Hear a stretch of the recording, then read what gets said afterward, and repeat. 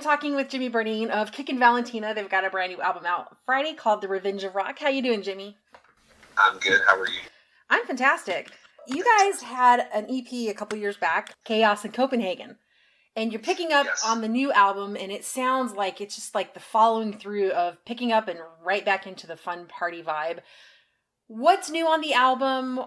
You know, where did you kind of go with the writing from Chaos in Copenhagen to the new one? Well, funny story. When we released Chaos in December of 2019, I think it was, if I'm correct.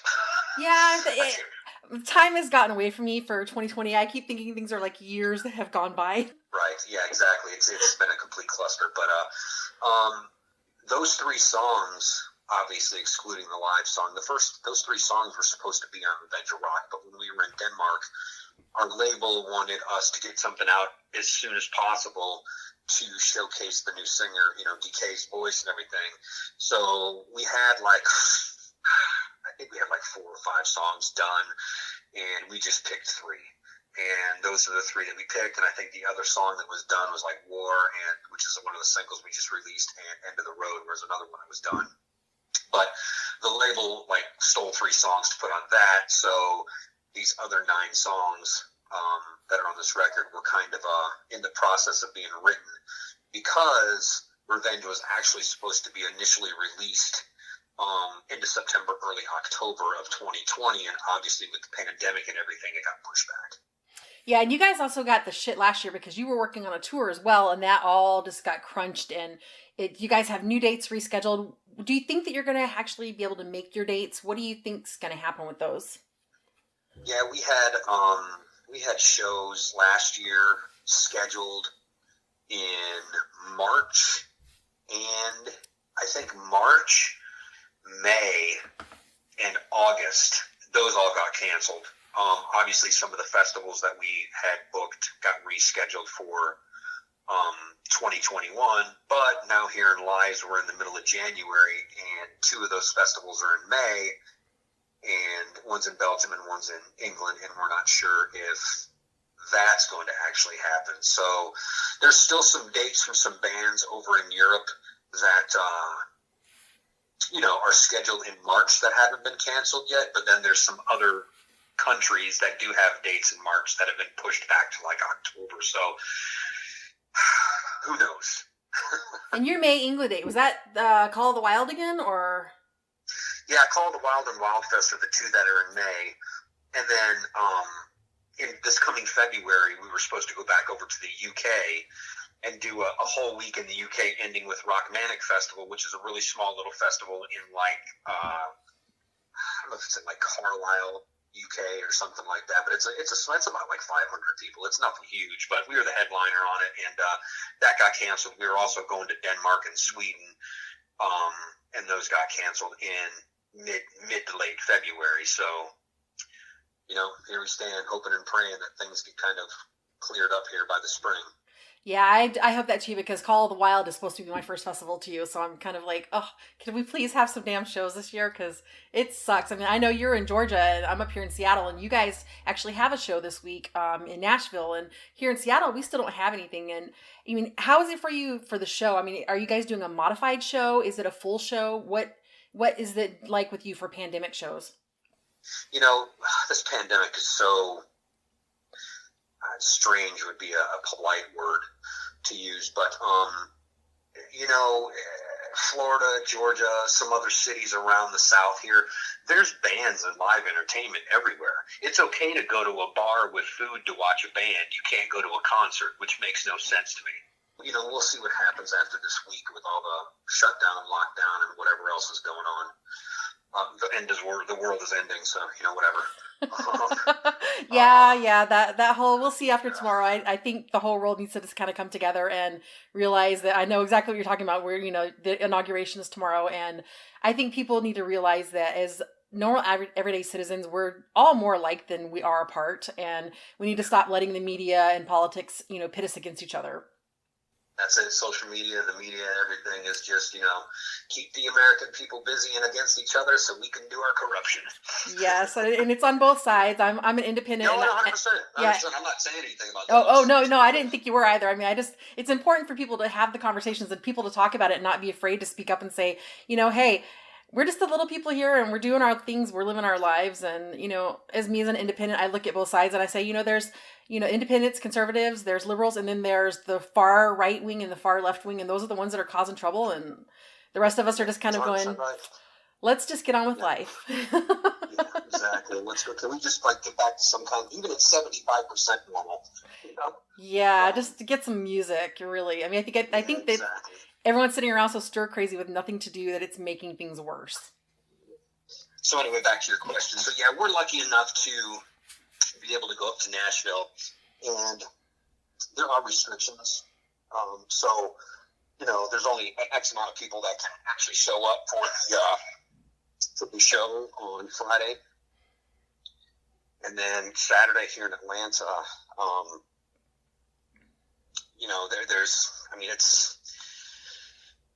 it's almost like Florida. You know what I'm saying? I mean, they take your temperature at the door, you wear a mask to get in, and there you go. You're in. Game on. So your Atlanta show, is that your release party, or is your release party in Nashville? Both nights. Well, the album comes out on the 22nd, officially. Yeah. But for Atlanta, the date on the 23rd was open. It was a Saturday night, so we were just, we might as well make a weekend out of it. Right on. I mean, that is going to make so many people happy, and you guys are going to have so much fun just getting out and doing what you do as musicians. Everyone's hurting, and it makes me so happy to hear that there are artists having that chance to do what they do. Well, I think that we've been hammered enough over the past year. If you're sick, you're not going to go out. If you don't feel good, you're not going to go out. If you feel you've been around somebody or exposed to somebody, tons of people have been, if you're sick, you know what I'm saying? And I don't think people are going to go out and, go into a crowd and go, hey, I'm sick, and coughing and, whatever around people. I think people are smart enough as adults to stay home, I'm putting a little faith into the American people, even though I'm kind of disturbed with the whole country right now, you know what I'm saying? Yeah, that's what I was saying. There probably are the onesie-twosies that would do it anyway, just to do it. But for the most part, I totally agree with you. The majority of people want to get back to living, so. Yeah, we did a show in October in Detroit, and, there's a couple hundred people there with staff and bands and, multiple bands and fans and everything like that, and not one person got sick, not one.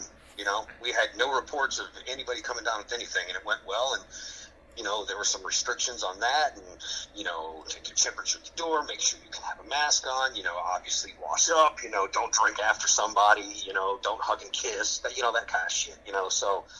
That makes me a little curious. So if you're saying if that show was, had modifications, because me on the other side as a live photographer, do you guys have a photo pit? I mean, how has the dynamic changed for you actually being on stage like that? I mean, is that something that you're getting now? Did you actually have people in your photo pit, or are they modifying them back? I mean, how much did that change the dynamic? I didn't. We had we play at a place in Detroit called the Token Lounge, and its capacity is about 800. And, they were at the time, they were at 50%. And we put about 300 people in there. People are so nervous and scared that obviously we didn't draw what we would have drawn, where we usually put up in there in Detroit. We do very well up there. But, people are just cautious, If you're not, like I said, if you're not feeling good, stay home. If, you don't want to be around people because you're nervous, stay home. You want to wear a mask, wear a mask. Do whatever you got to do to make yourself happy. It's just a weird situation because you can't tell or you don't know what the outcome is going to be. But people, they seem to be following the rules, to get in and stuff like that, but it was just normal. There were tables and they were all spread out and people were sitting at tables, and then there were people in the front of the stage too. Oh, that's cool. That's cool. Yeah. So it was a cool show, it was fun, I can't really complain about it. Oh, no, not at all. Got paid very well, sold some merch, had some fun, and I got to do it again this weekend. Hopefully the same outcome. Nobody gets sick. Nobody gets hurt. Everybody has a great time. It's fucking big happy party 2 nights in a row, and everybody goes home and they get their fix for, a couple months. I know. It's so weird when you're used to doing like you guys when you tour. You're used to touring and you're out on the road all the time. And me, I'm covering shows and I'm so used to being out at a show like 5 nights a week. And I feel like completely lost still. I'm like, we need something back. And then right now NAMM should be happening, and instead of NAMM, it's their NAMM virtual event. Believe in music, and it's just so strange that it's been almost a full year circle now, and we're still kind of scampering to try to figure it out. So I've been saying that for a year. I still don't believe anybody in upper management, if you will, have any idea what they're doing. no, I don't think they do either. I have nurses that tell me, yeah, the hospital rooms are full, and then I have nurses that tell me hospital beds are at 30%. So what's the truth? What's all we have is the media to listen to, and these experts to me just they don't know the head and the whole, because they'll say one thing and 2 weeks later it's the exact opposite. So And in every region, it's something different. I mean, like you guys are doing your shows and stuff in there, and in LA, I think I saw the report on the news saying that people are dying like every 6 minutes from being infected with COVID, and like not necessarily a COVID exactly on the COVID, but from extenuating circumstances beyond having the COVID. And that's kind of a scary thing to think. But then other towns, like, I mean, up here I'm at in Seattle, we've got infection, but we are relatively low compared to the rest of the United States because people have just kind of stayed in. But it helps that it's winter here too, that nobody wants to be out in that shit. So like, well, it's winter everywhere. That's just it. What I don't understand is the social distancing, wash your hands, wear your mask, and 6 feet apart, and stay in, don't leave the house, and quarantine, and all this shit that we've been told. We've been getting hammered with that for months and months and months, and it's getting worse. So obviously everything you're telling us really isn't working. Yeah. So, where do you go from there? You know what I'm saying? There's countries that are on, when I say lockdown, like they're arresting people, like Canada. They're arresting people for going outside. And how are their cases getting higher if nobody's leaving the home? Did you see in Germany that they're actually using refugee camps now, and they're going to start putting people that are repeat offenders for COVID violations in refugee camps? Yeah. That to me is crazy. Like, yeah, totally crazy. I don't know if people won't read their history books or know much about history, but 1933, 34 is real close. Yeah, well, you look at the Spanish flu pandemic, and the waves that came after were worse because it wasn't that the virus got worse, it was people just got complacent. So, yeah. I don't know. This whole thing is it just needs to end. Oh, definitely. We need music. That's like all I care about. I need hugs from friends and lots and lots of live shows. Yeah, I mean, yes. Put me on the road till I die, please. Right. Well, that's the part I'm like, I love being at the destination. I hate the travel part. Yeah. Exactly. So let's talk a little more about the album, because I really loved like the dynamic of it. And you guys actually have a track in there that's almost like a ballad. And it kind of threw me because I wasn't expecting to have a slowdown. What was the whole design and the writing? How involved in the writing is the whole band? I mean, you guys have a couple core writers, or does the whole band really mash it out together? We do it all mashed out together. How it works with, our singer now being in Fresno, California. We get together and get to the studio, and you have an idea. Somebody has a riff, somebody has a beat, somebody has something, and we just kind of like, what's it like? You like this, you like that. We just throw ideas off each other, and then, the arrangements come in and the parts start to come in and the dynamics start to come in, and then next thing you know, you have like bits and pieces of a song, and then we would send it on to DK, and he'd be like, hey, what about this? And he would get a melody line and he'd send it back to us. It's a process with, not having him here in Georgia with us, but, I mean, there's still songs on this record that we haven't played together as a whole band yet. That'll be fun. But we got a lot accomplished, even though COVID's been happening. We got the record done. We did a live stream. There was like 18,000 people that saw our live stream, which was cool. And, we made a little coin off that. And then, we had the two shows that we did get to do this year were cool. And then, we recorded the record and shot 2 videos and released 3 singles. And now all the reviews and everything are starting to come in, and we're getting really good reviews from all over the world. And, I don't know if the writing process, the way we're doing it now is better, but I think like our dynamics and our ability to write more of a structured song is better now than it was our first 2 records, and DK's a great writer, he's real good with lyrics and melodies, and he's very driven, so I think that helps too. But we put the music together and we send it off to him, and he puts some melodies to it, so it seems to work, so we're happy. So what happens with you guys as a dynamic if you have everybody disagrees on something? Who gets the final say? How do you guys work that out between you guys? Unlike this country, it's a democracy. We vote on shit. That's there's awesome. only 4 of us, so we can't change nobody dead's voting in our band, so.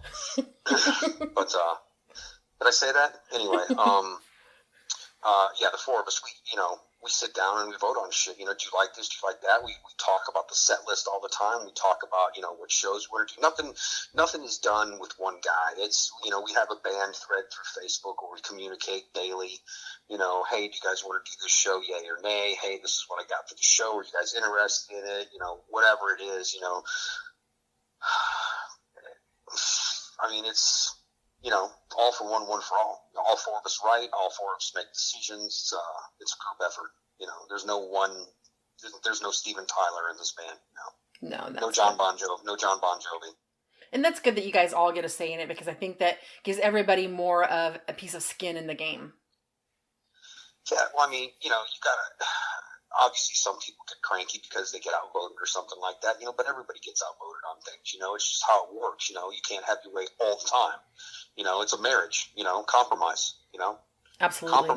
Compromise and communication. That's the only way bands can really actually stay together. I mean, look at some of the big bands. Half of them can't communicate with each other. That's why they're not together. They hate each other. Yeah, and you guys also have a really great dynamic that I love, that you've got your fan sites and you're really active on those, and your fans will do whatever you need them to do to help you. And I think that's really cool, because a lot of bands, and I like how you touch on the big bands, tend to forget that, or they get to the level where they have so many people involved in their career that they're so withdrawn from it that they're not really present. And you guys are so present with your fans. I would love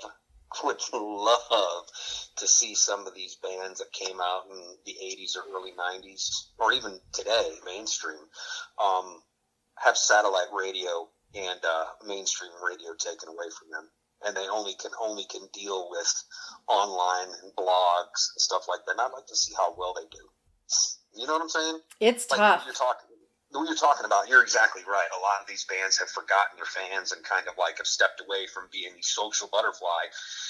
That probably got them their deal. That probably got their fan base, and probably, if they're famous, made them famous, And now it's just like, oh, we're kind of just going through the motions. Yeah, and then there's the others. If they didn't make it, they kind of had some moderate success, but they're still out there banging out there, making music and stuff. But they still act like the rock stars from the 80s. That is just so repulsive and disgusting that they just offend everybody that they come in contact with, from fans to promoters to people that in the industry. And it's so funny to see that.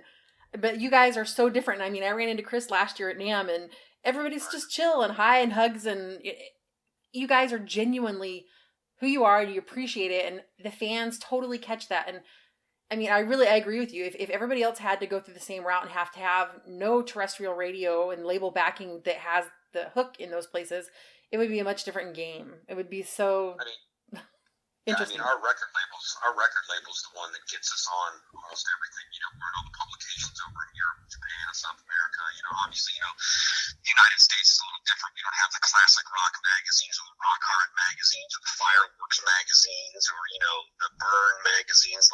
People in other countries still like print.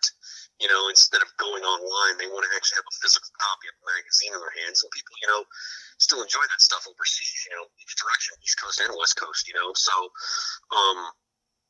it's, I think it's a lot harder for artists today to break, because your Cumuluses and a bunch of, even some of your satellites are so structured to where if you weren't from 1978 to 1992, we're not going to play any of your music. Yet there's 500 bands out there that sound just like all these bands that we're talking about. They don't give anybody a break, which is sad, because there's a shit ton of really good new bands out there from all over the world that people just don't get to hear, because you don't get the respect or the airplay because, they're new bands. And then the new metal bands that do get played here are only American bands, and it's only on Octane, Exactly. And that's part of, I think you touch on that because that's why I got into writing about music, because I don't really follow the mainstream bands. I like a lot of the independent bands or the younger bands that just, they've got obscure labels or they're just completely independent. I mean, of course I love some of the mainstream stuff, but I really more resonate with people who are out there really working their asses off to get where they're at and who have a love for the music still, because I think so many people have pulled away from it's more of a job than it is to enjoyment and understanding that people are going to come there and spend whatever little money they've got left over out of their paycheck to buy a shirt, buy a ticket, buy your album. And I mean, that's why I got into music. Yeah, I didn't mean to interrupt you. I'm sorry. No, that's kind of going back to what you were saying earlier about being very vocal and very open and very out front on our social media pages and stuff like that. We're the same exact way. Like you said, it's very chill and hugs and kisses and, shaking hands, kissing babies. We've always said since day one of this band, grassroots marketing. The only way we are going to grow is by saying hello to everybody that comes through that door for the reason that you just mentioned. They're coming to watch a new band with new music. We have to put out a good product and we have to be entertaining, but we also have to be cool. We have to be able to cut up with these people, show our appreciation to them so they return and come back and invite their friends. You know what I'm saying? It's marketing 101. Sell it to one so they can go sell it to their friends, and that one turns into two, that two turns into four, and you just got to build your foundation that way. Guys, a lot of these bands don't get it. They just don't get it. They think because they put a CD out that they don't have to do any social media. They don't have to do any sponsored ads to get their name out there. A lot of these promoters and festival owners and record labels and stuff like that, they want to see your numbers on Spotify. They want to see your numbers on YouTube. They want to see your multiple fan pages. They want to see that you got something going on. They're not going to just back in the day, you don't play Gazzari's and, you do two shows and Atlantic Records gives you $5 million to do 4 records. It just doesn't happen like that anymore. No. You know what I'm saying? That's not the deals I'm seeing. No, yeah, shit no. I mean, there's not many labels anyway that do anything for their artists. God bless our label for getting us all the PR they do and putting us in all these magazines and helping us grow, but it's vicious. It is because, outside of what I do, as writing and reporting and stuff, I also, I'm a photographer, but I also do artist management.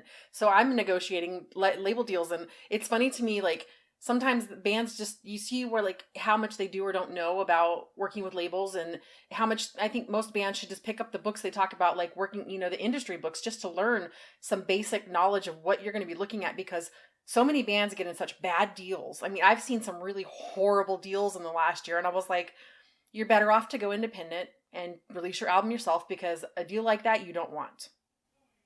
Right. Well, that's the beauty of our labels. They let us do what we want. There's not a ton of money behind us.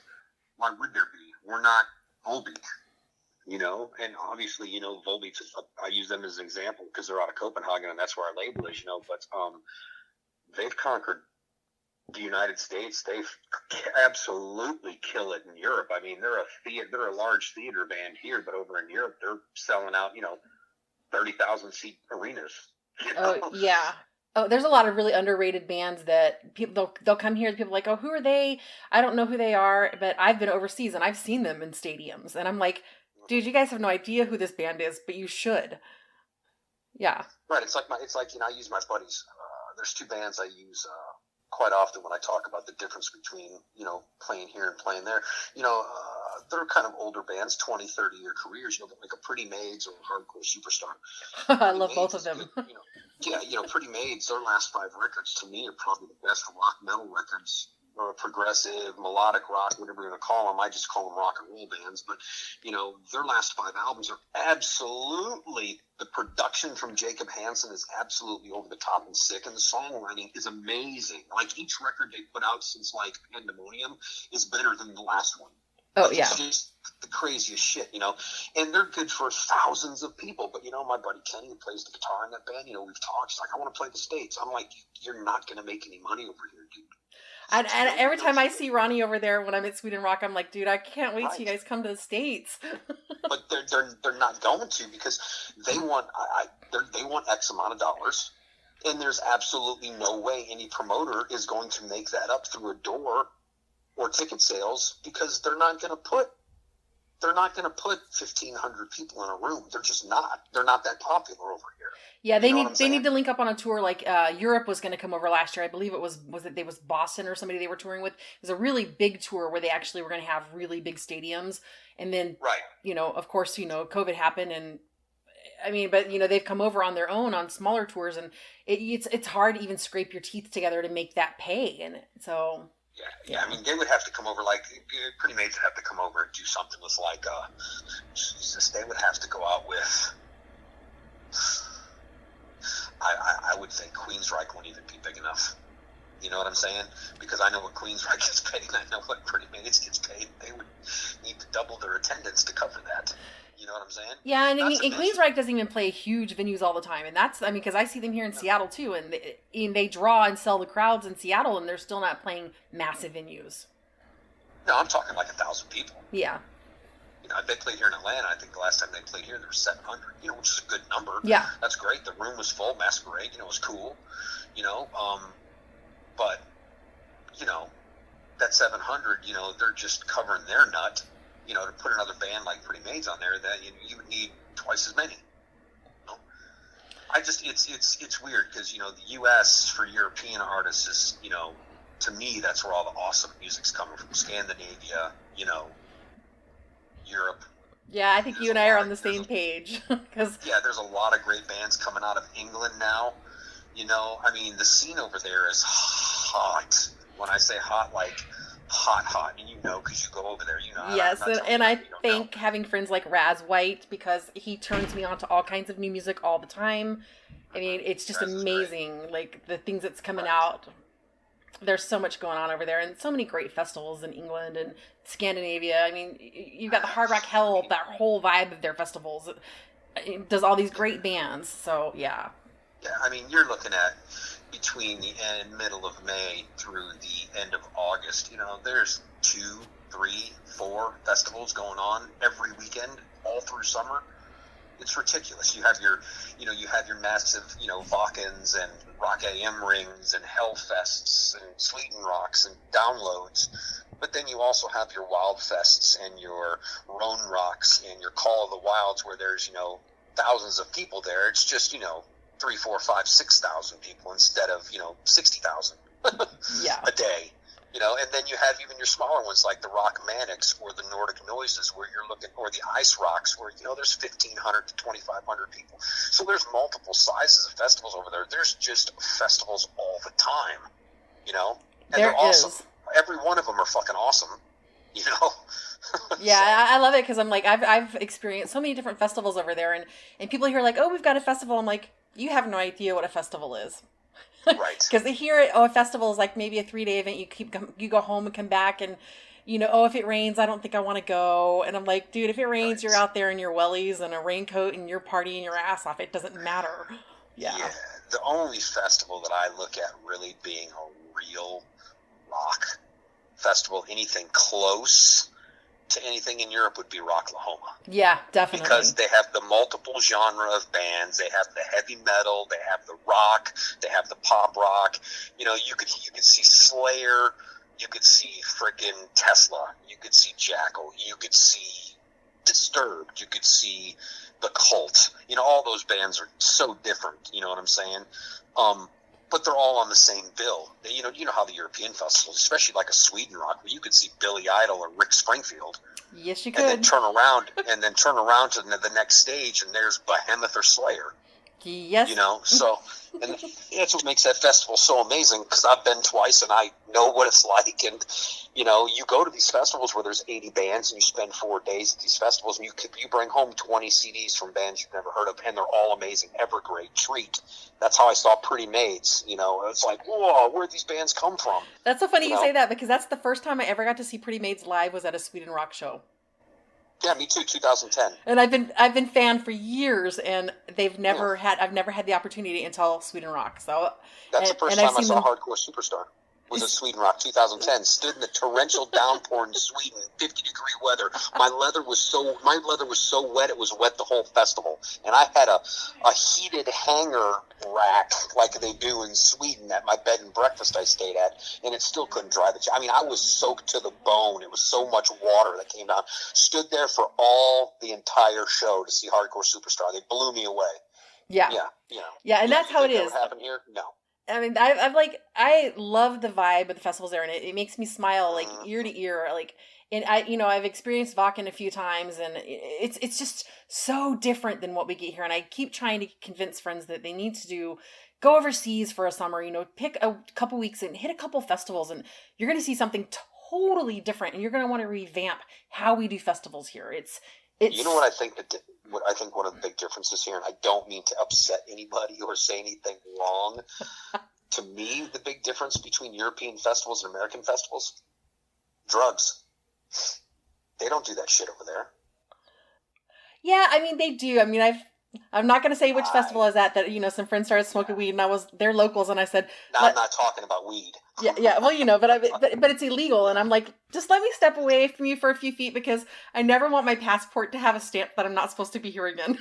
Because I'm just right. Oh yeah. Because you never know the nuances in other countries, like how it's going to be. But yeah, I do agree because we have the really big festival site over in George, and it sits over the river, and people go there, and they have this one. It's like one of those pop emo kind of things, EDM thing, and people are going to the hospital in droves for overdoses. And right, you don't see that. You don't see that over there. People are passing out because they're drunk because they had a 12-pack of some like 13%, Danish beer that you can't find anywhere over there. You drank too much, whiskey or something like that. But, and your buddies, they'll just pick you up and take you to the next stage and lay it down next to you. And that's the thing. If they find you drunk like that, people will make sure that you either end up in someone's tent or you're not left laying there, that they watch out for each other. Correct. I mean, I actually had friends from Australia that came up to play Sweden Rock, and they were texting on social media, has anybody seen our guitar player? Because he had been out drinking, and we were like, oh, he'll show up. Yeah, that's our singer. Awesome. He's the party guy. Yeah, and you say party because, like, I even said in the review that I did for the album that it's such a party album. I mean, it to me feels like, hey, if Kickin Valentina's there's the party. Like, you guys pull that vibe of just, it's meant to be fun. I want to throw this album on, like, when I'm partying on a weekend and hanging out with friends or barbecuing or whatever. It's like, it just has that feel of just, that's what music is supposed to do. It gives you that background to your life. And I just love how it all came to that. And the track End of the Road is like the perfect cruising song. Like, you guys did such a great release this time. Yeah, thank you. So we're very happy with how the record's gone. We pride ourselves on writing happy, positives. Girls can dance to it, dudes can bob their heads to it. We are not even remotely close to what the formula is. In today's modern rock, we are so 440 standard tuning. We are melodic. We are gritty. We are raw. We're not a polished band. We pride ourselves on writing life experiences and trying to uplift. You go to a concert to have a good time, to get away, to escape. And I think a lot of musicians and bands have forgotten that, where, I don't want to go to a show and be depressed when I leave there. If you want to do that, go see The Cure. You know what I'm saying? Love Cats. A bunch of depressed goth kids, dancing around. Oh, my life sucks. Mommy and Daddy are millionaires and don't pay attention to me. That kind of shit. You know what I'm saying? But don't get me wrong, I'm a massive Cure fan, but I've been to a concert. That shit's depressing. Yeah. I like The Cure. That's why I said Love Cats. Yeah. But it is. I love them. But, then you go to a cult concert, and you want to get hammered and get laid. You know what I'm saying? Or a Motley Crue show or something like that, or anything that's coming out of Europe right now. That's how they are too. I mean, we're sitting watching some videos from some of these Scandinavian bands like Eclipse and Heat and Hardcore, and, just watching how they are and how they are on stage and how their energy level's just up. And then, you put on one of these, and I'm not even going to start rattling off names, but it's just not the same, So we're trying to be like different than everybody in the U.S. here because, nobody's really writing music like us. You know what I'm saying? We don't care if people call us flat throwback or 80s, because let me tell you, best music ever came out of the 70s and the 80s. Yes, it did. So, you know, we can all go round and round about that all days, and I can throw facts at you all day about how record sales and bands like, you know, REO Speedwagon are like, oh, they're cheesy. Well, no, they're amazing is what they are. You know, and they've sold 100 million records, you know, so we try to write where people can relate. They can have a good time and escape for their hour and a half that they see us play or whatever. You know, we interact and we make it a party. You know, like you said, we're very driven to make people happy. You know what I'm saying? We want people to leave that show and tell their friends about it. You know.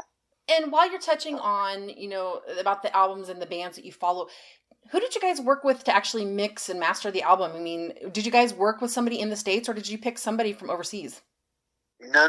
We worked with the same guy for all three of our full-length albums, a guy named Andy Riley. He's here in Atlanta. Super cool dude, British guy. He's worked with like Bruce Dickinson. He mixed and remastered and edited the Bon Jovi Born to Be My Baby video. He's worked with UFO. He's worked with Cannibal Corpse. You know, he's worked a lot of people. Like, I think he's working on the new FM record. I don't know if you know who FM is. Yeah. Okay. He's working on some stuff from them. The guy who mastered our thing, our album this time, Mayer, he's worked with Sabaton and The Cult and Faith No More, and I guess he just did the new live Yes record. So he's got a resume. I mean, we really have really good dudes. Like Andy, I can't talk enough about how Andy, he made us sound really good on this record. That's all I can say. He's the man. He's the man. When they know what they're doing and you want to work with them, you're going to suffer. I mean, my drums finally I'm at a place where on this record where I'm happy with my playing and my sounds and my tones. The guitar tones are great. You know, the bass is great. The vocals, everything.